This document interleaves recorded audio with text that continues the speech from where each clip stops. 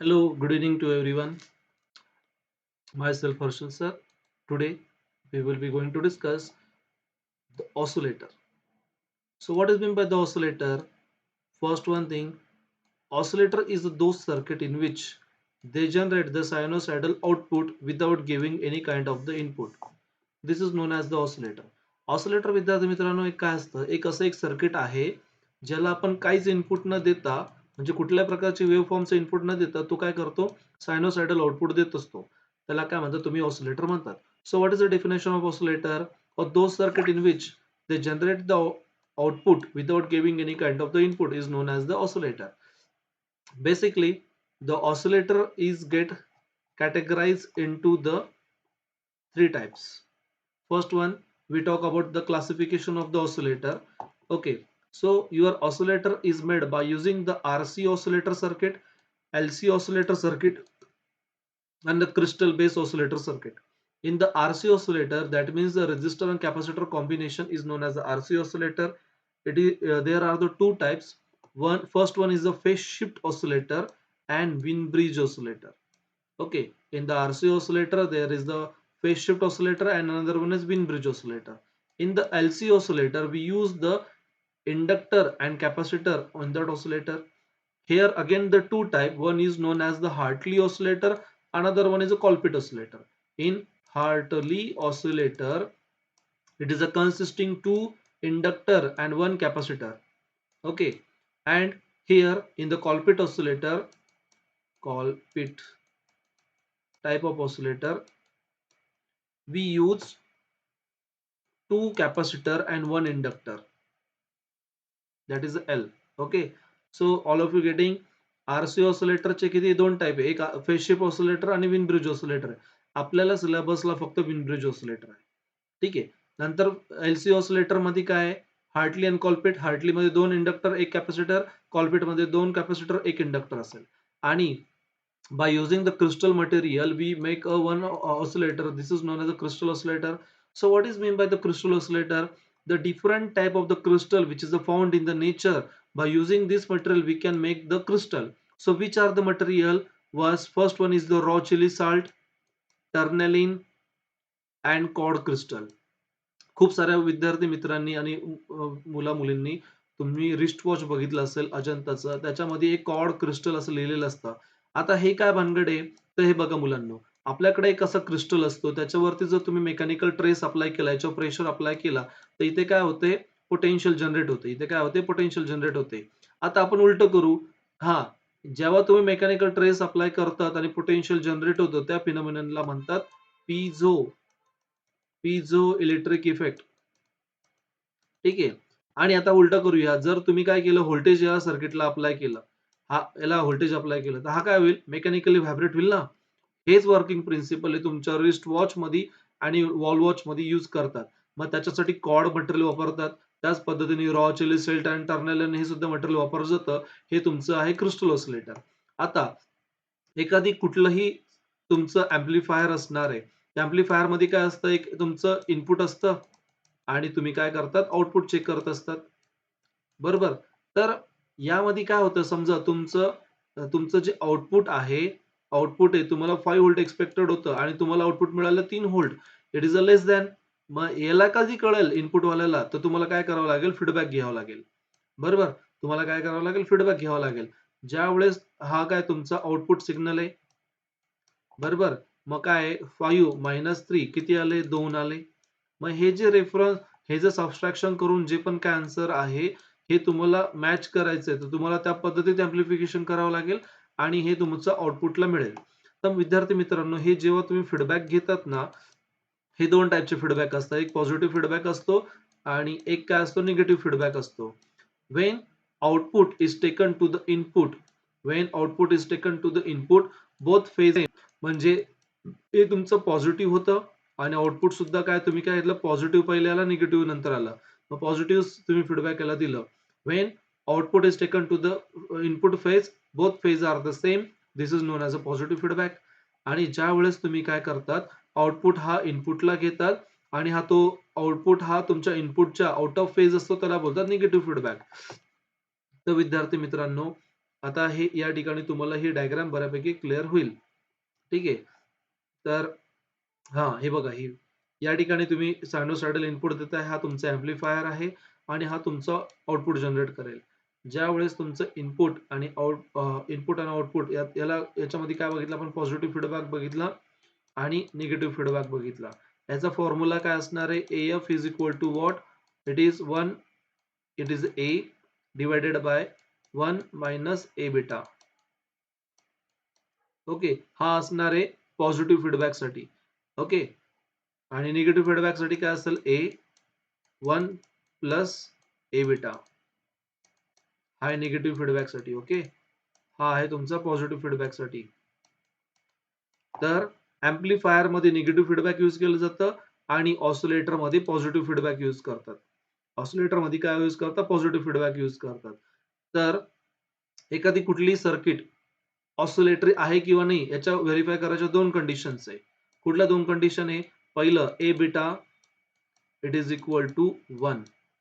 Okay. बघा इथे बघूया आपण खरंच 1 आहे ना? काय ठिकाणी खूप कन्फ्युजन केलेलं आहे. ठीक आहे, आपण बघूया. हे बघा, it is greater than or equal to 1 सांगितलंय. It is greater than or equal to 1. आता समजा आपण पहिले काय कन्सिडर करू? इक्वल टू 1 असेल, तर इथे काय होईल? 1 हा 1 ऑलरेडीच होता आणि हा पण काय 1 आहे. 1 मायनस 1 हा झाला 0. हा जर 0 झाला, तर तुम्ही काय करताय? A divided by 0. A divided by 0 म्हणजे काय? इन्फिनिटी. म्हणजे तुमचा जो हा गेन आहे, हे बघा याला ओपन लूप गेन म्हणतात, याला क्लोज लूप गेन म्हणतात. ओपन लूप गेन म्हणजे काय? जेव्हा तुमचा गेन होता, तुम्ही याला इनपुट दिलं आणि आउटपुट घेतलं. हा जो गेन आहे विदाऊट फीडबॅक वाला याला काय म्हणायचं? Open loop gain. आणि जेव्हा तुम्ही फीडबॅक घेतात, त्यावेळेस जो गेन जनरेट होईल त्याला बोलायचं क्लोज लूप गेन. मग हा जो गेन आहे पॉझिटिव्ह फीडबॅकचा A1 मायनस A बीटा. मग या ठिकाणी A beta is greater than equal to 1 असला पाहिजे. ही पहिली कंडिशन आहे.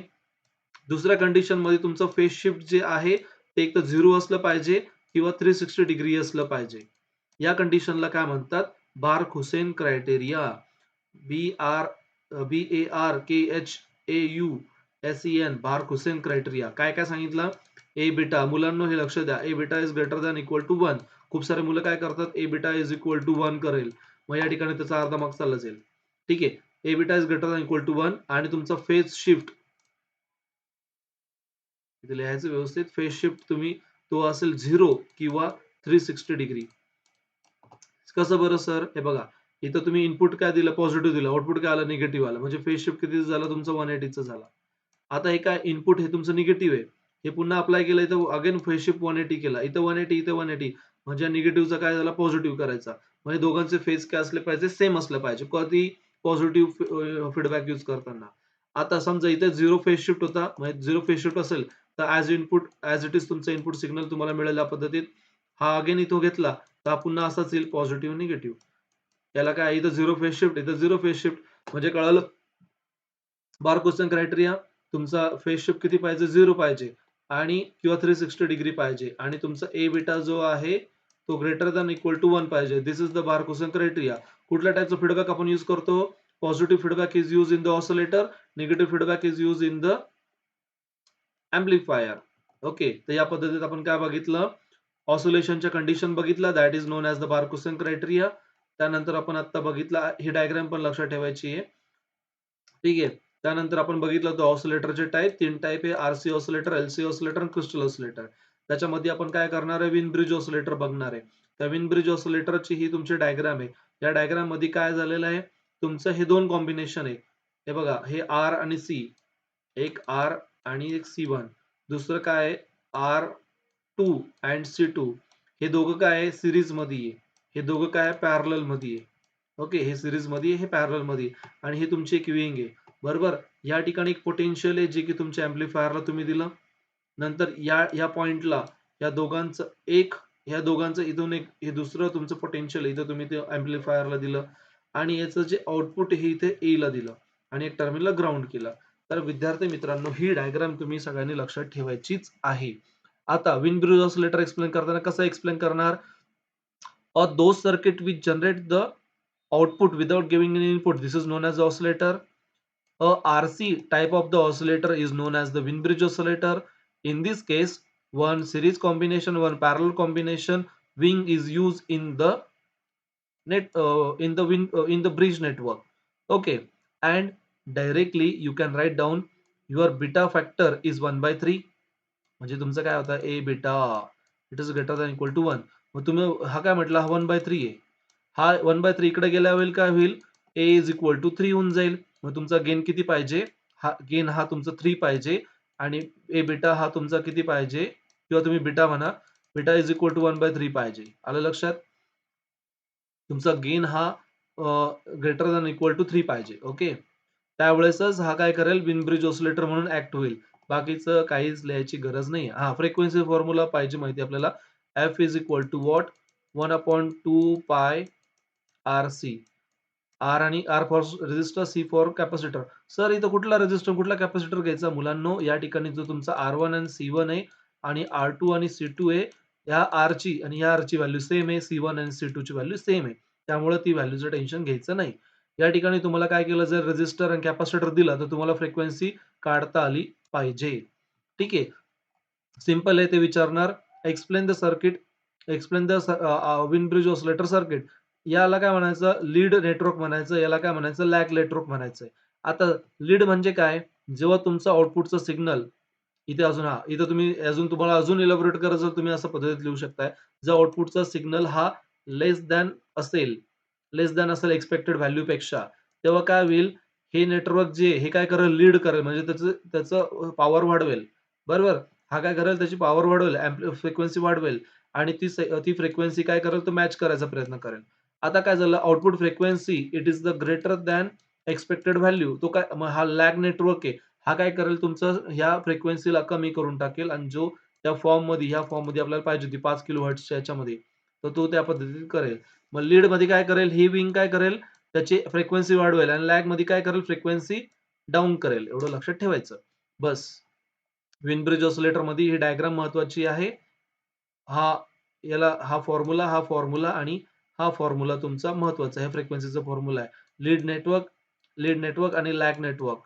तर तुम्ही ते थोडंसं एक्सप्लेन करा. बस. हे तुमचं 5 मार्काला झालं. आणि याच्यावरती जर क्वेश्चन आला तर हा 2 मार्काला प्रश्न येईल. What is the frequency of Wien bridge oscillator? ठीक आहे. अशा पद्धतीत आपण ते बघितलंय. आता याच्यामध्ये एडव्हांटेज काय वेन ब्रिज ऑसिलेटरचे? हां, हे पण लक्षात ठेवा बरं का. एक्झामला बऱ्याच वेळेस विचारतात. What is the advantage of Wien bridge oscillator?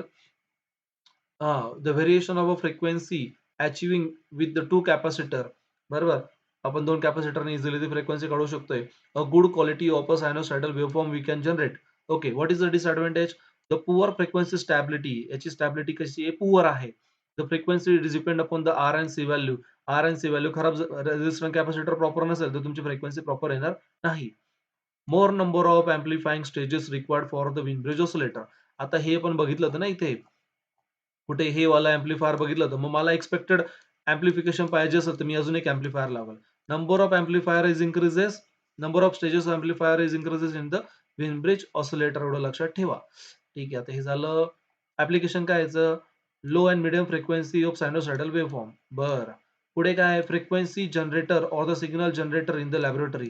आपल्या लॅबमध्ये जर फंक्शन जनरेटर करायचं असेल, साइन जनरेटर करायचं, सिग्नल जनरेटर करायचं असेल तर आपण हे Wien bridge oscillator circuit use करू शकतो आहे. नंतर व्हेरिएबल फ्रिक्वेन्सी सिग्नल. आपलं व्हेरिएबल फ्रिक्वेन्सी सिग्नल जनरेटर करायचं असेल तर आपण हेही करू शकतोय. त्याच्यानंतर crystal oscillator. Crystal oscillator पिझोलेटर effect बघितला होता. When we apply the mechanical stress, potential is generated, and in the reverse when we apply the potential the mechanical vibration is generated. This is known as a piezoelectric effect. Okay.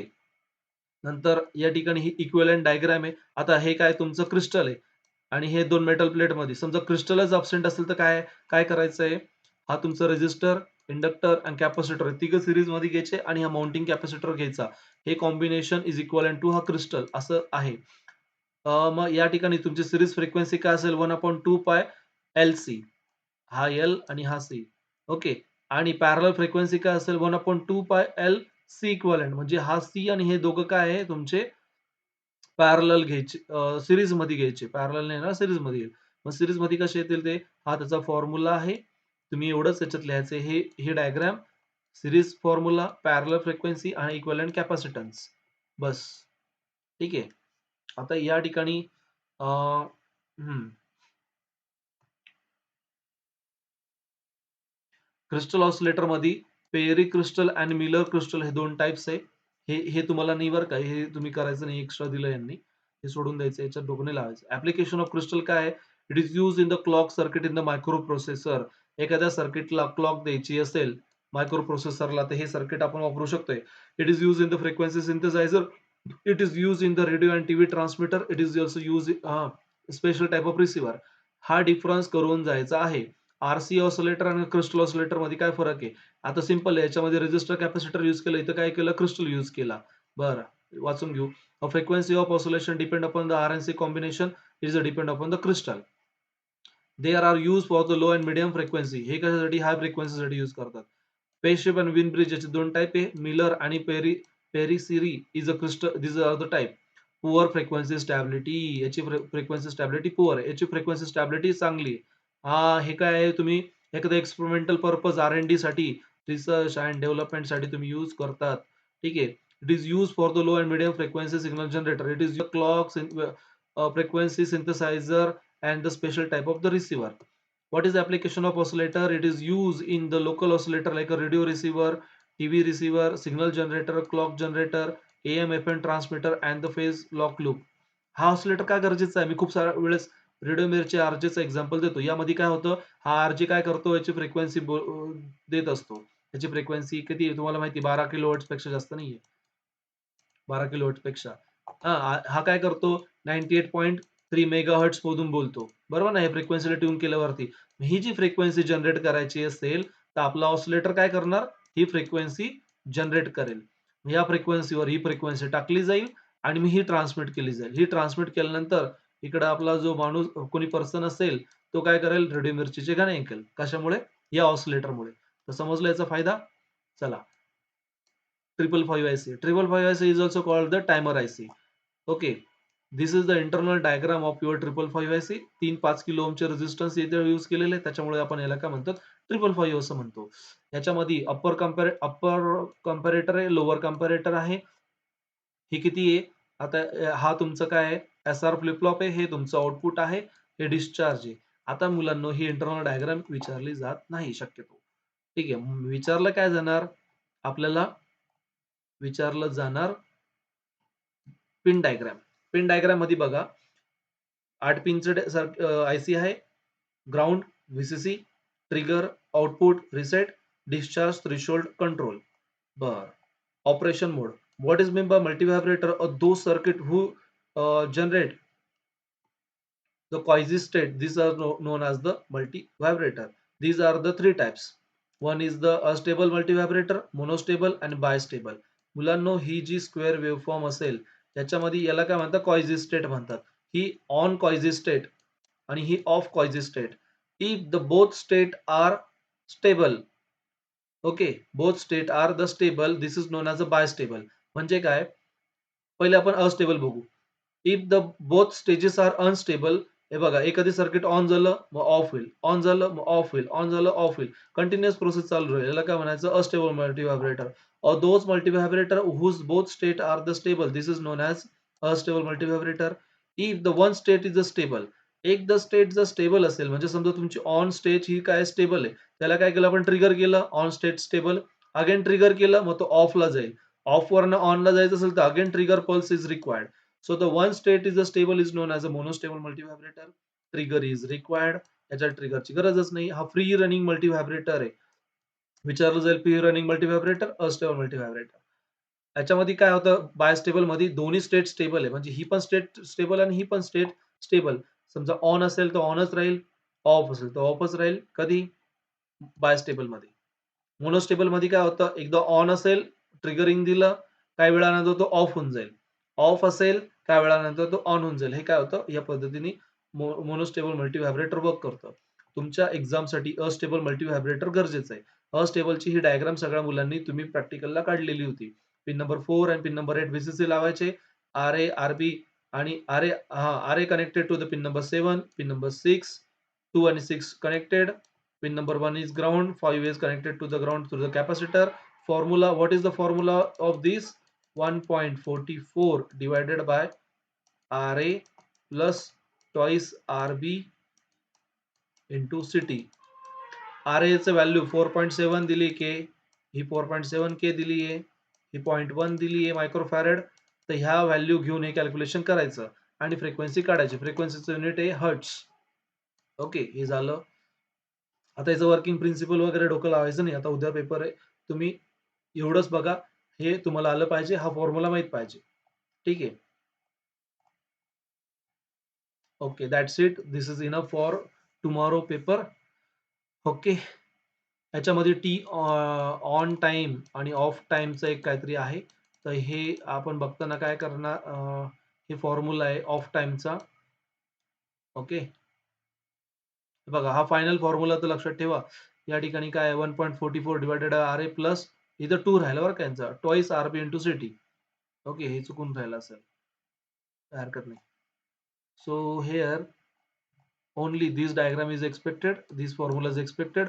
What is meant by the multivibrator, what is meant by the stable multivibrator, this thing is important, and the 5 marks question is mostly asked in the examination. Okay, thank you so much.